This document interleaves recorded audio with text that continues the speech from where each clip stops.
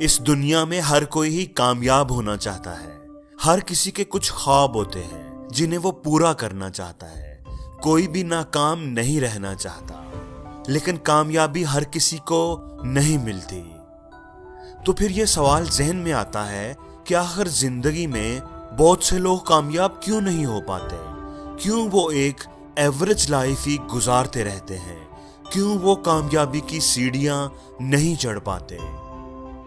تو دوستو، آپ کو اس سوال کا جواب آج کی ویڈیو میں مل جائے گا۔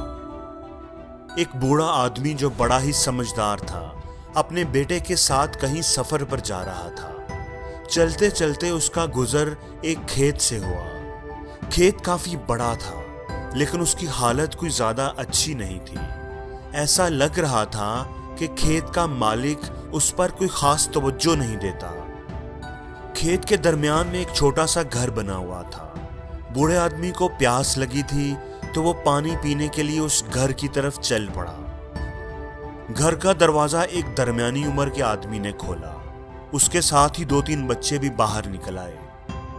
بچوں نے انتہائی پرانے کپڑے پہنے ہوئے تھے۔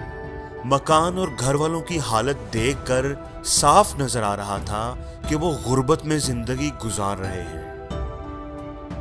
پانی پینے کے دوران بوڑھے آدمی نے پوچھا کہ میں دیکھ رہا ہوں کہ آپ کا کھیت بہت بڑا ہے، لیکن اس میں آپ نے کوئی فصل نہیں اگائی، تو پھر آپ لوگ گزارا کیسے کرتے ہیں؟ آدمی نے جواب دیا کہ ہمارے پاس ایک بھینس ہے جو کافی دودھ دیتی ہے۔ کچھ دودھ بیچ کر ہم کچھ پیسے کما لیتے ہیں اور کچھ دودھ ہم خود استعمال کر لیتے ہیں۔ بس اسی طرح ہمارا گزارا چل رہا ہے۔ بوڑھا آدمی یہ سن کر خاموش ہو گیا۔ شام ہونے کو آئی تھی تو بوڑھے آدمی نے رات وہیں گزارنے کا فیصلہ کیا۔ آدھی رات کو بوڑھے آدمی نے اپنے بیٹے کو اٹھایا اور کہا کہ ہم نے ابھی یہاں سے نکلنا ہے، لیکن جانے سے پہلے ہم اس آدمی کی بھینس کو چٹان سے گرا کر مار دیں گے۔ بیٹا یہ بات سن کر پریشان ہو گیا۔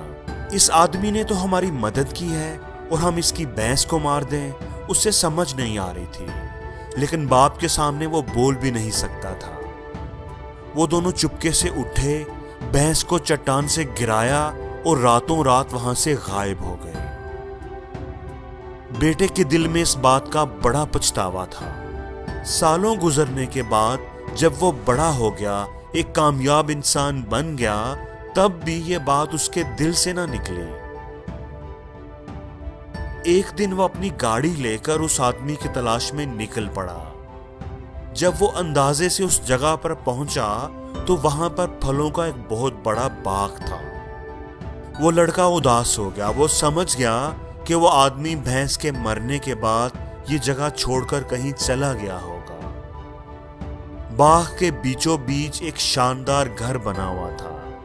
ایک امید لے کر وہ باغ کے مالک کو ملنے چلا گیا کہ شاید وہ اس آدمی کے بارے میں کچھ جانتا ہوگا۔ جب لڑکے نے دروازہ کھٹکھٹایا تو وہ حیران رہ گیا، کیونکہ اندر سے تو وہی آدمی نکلا تھا جس کی انہوں نے بھینس مار دی تھی۔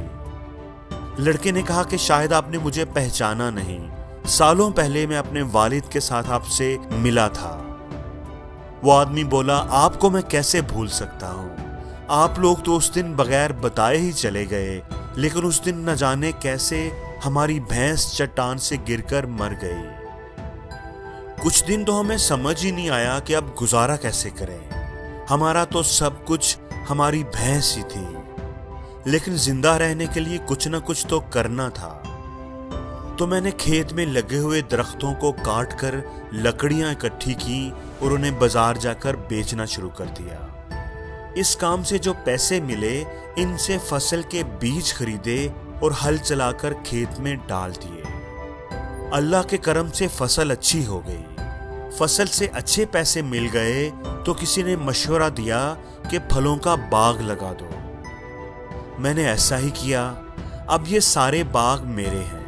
میں آس پاس کے گاؤں میں پھلوں کا سب سے بڑا تاجر ہوں۔ لیکن یہ سب کچھ کبھی نہ ہوتا اگر اس دن میری بھینس نہ مرتی۔